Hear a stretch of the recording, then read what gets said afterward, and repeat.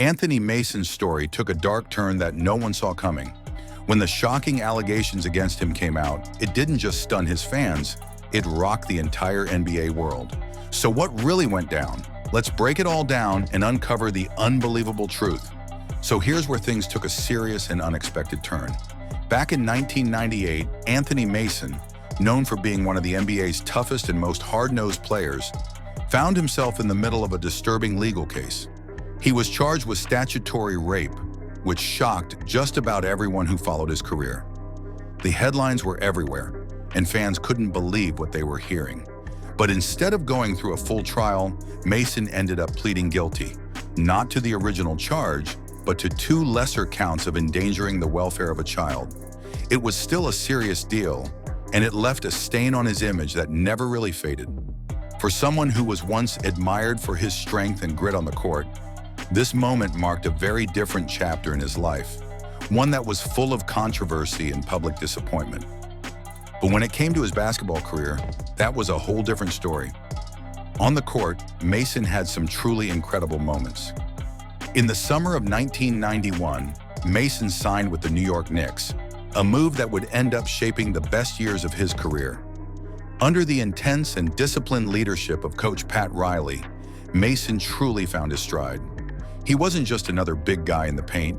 He was a key part of a hard-nosed, no-nonsense front court that included stars like Patrick Ewing, Charles Oakley, and Charles Smith. That Knicks squad was known for its physical, defensive style of play, and Mason fit right in. One of Mason's early standout performances came on March 26, 1993, when he exploded for a then-career high of 30 points and pulled down 16 rebounds in a solid 105-95 win over the Los Angeles Lakers. It was one of those games that made fans sit up and take notice. Mason wasn't just a role player, he was becoming a force. By 1994, the Knicks had powered their way to the NBA Finals for the first time since 1973. It was a huge deal for New York fans who had been waiting decades for a chance at a title. Unfortunately, the Knicks ran into a red-hot Houston Rockets team led by the legendary Hakeem Olajuwon. The series was a brutal, physical battle that went all the way to Game 7.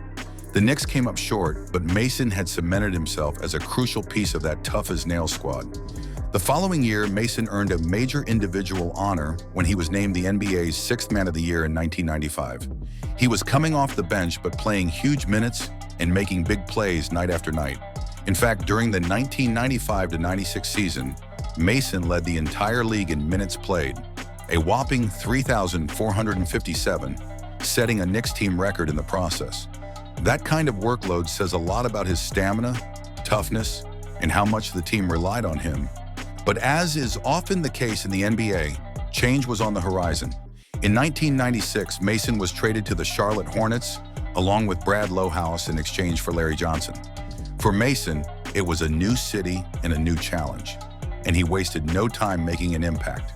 In his Hornets debut on November 2, 1996, he posted an impressive double-double with 18 points and 15 rebounds in a win over the Toronto Raptors. Mason really found his rhythm in Charlotte.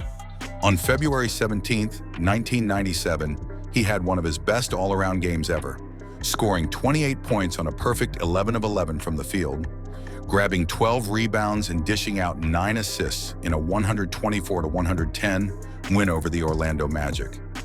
That season turned out to be the best statistical year of his career.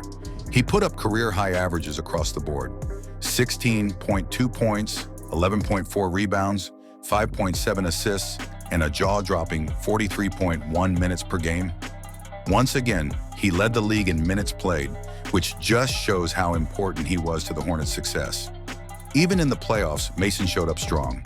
In the first round, he averaged 13 points and 12 rebounds per game.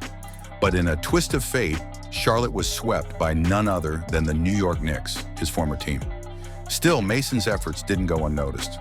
After the season, he was named to the All-NBA third team and the NBA All-Defensive second team, huge honors for a player who had worked so hard to build his name. The 1997-98 season was a bit of a step back for Mason in terms of his numbers, but he was still a solid starter. And when the playoffs rolled around, he turned things up a notch.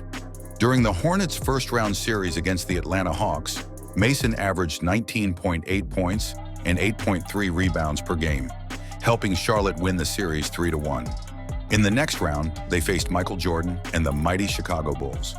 Despite Mason's strong play, the Hornets were no match for the defending champs and were eliminated.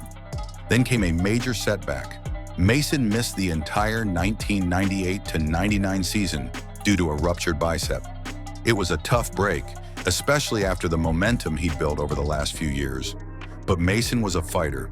He came back the next season and averaged a solid 11.6 points and 8.5 rebounds. And on March 31st, 2000, he had one of the most memorable games of his career, recording a triple-double with a career-high 31 points, 14 rebounds, and 11 assists in a win over the Raptors. Even though he had a strong season individually, the Hornets once again couldn't get over the hump in the playoffs. They were knocked out in the first round by the Philadelphia 76ers, despite Mason's efforts. After that season, the Hornets decided to shake things up and traded Mason to the Miami Heat in a blockbuster deal that included Eddie Jones, Ricky Davis, and Dale Ellis. In Miami, Mason was brought in by his old Knicks coach Pat Riley. The plan was for him to play a supporting role on what was expected to be a title-contending team, but everything changed when Alonzo Mourning was sidelined with a serious kidney ailment. Suddenly, Mason had to step up as a starter, and once again, he delivered. He finished second on the team in scoring, putting up 16.1 points per game and grabbing 9.6 rebounds. His strong play earned him a spot in the 2001 NBA All-Star Game, the first and only All-Star selection of his career. It was a proud moment for Mason, especially considering all he'd overcome. That season, the Heat managed to win 50 games despite all the injuries. But come playoff time, Mason struggled. In 3 playoff games, he took only 13 shots and averaged just 5.3 points and 3 rebounds. The Heat were eliminated quickly, and Mason was waived during the offseason. Still wanting to compete, Mason signed with the Milwaukee Bucks for the 2001-2 season. But the Bucks, who had made the Eastern Conference Finals the year before, struggled. They finished with a 41-41 record and missed the playoffs. Mason's stats dipped as well. He averaged 9.6 points and 7.9 rebounds. The team kept him around for another season, but after the 2002-3 campaign, the Bucks let him go. That marked the end of Mason's NBA career. In total, Mason played 13 seasons in the NBA. He was never the flashiest guy on the floor, but he was one of the toughest. He played with heart, intensity, and a work ethic that earned him respect from teammates, coaches, and even opponents. From his rise in New York to his peak in Charlotte and his All-Star year in Miami, Anthony Mason left a mark on the league that's still remembered by true basketball fans today. That's it for today's video. Make sure to hit like and subscribe so you don't miss what's coming next. See you soon.